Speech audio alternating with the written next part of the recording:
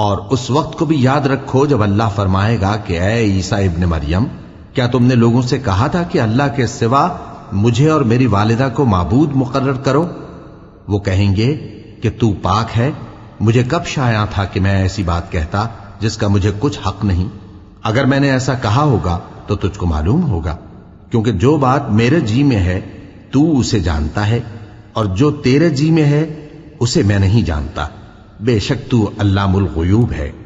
میں نے ان سے کچھ نہیں کہا بجز اس کے جس کا تو نے مجھے حکم دیا، وہ یہ کہ تم اللہ کی عبادت کرو جو میرا اور تمہارا سب کا پروردگار ہے، اور جب تک میں ان میں رہا ان کے حالات کی خبر رکھتا رہا۔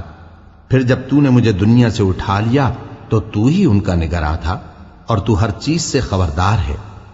اگر تو ان کو عذاب دے تو یہ تیرے بندے ہیں، اور اگر انہیں بخش دے تو تیری مہربانی، اس لیے کہ تو ہی غالب ہے، حکمت والا ہے۔ اللہ فرمائے گا کہ آج وہ دن ہے کہ سچوں کو ان کی سچائی ہی فائدہ دے گی۔ ان کے لیے باغ ہیں جن کے نیچے نہریں بہ رہی ہیں، ہمیشہ ہمیشہ وہ ان میں بستے رہیں گے۔ اللہ ان سے خوش ہے اور وہ اللہ سے خوش ہیں، یہی بڑی کامیابی ہے۔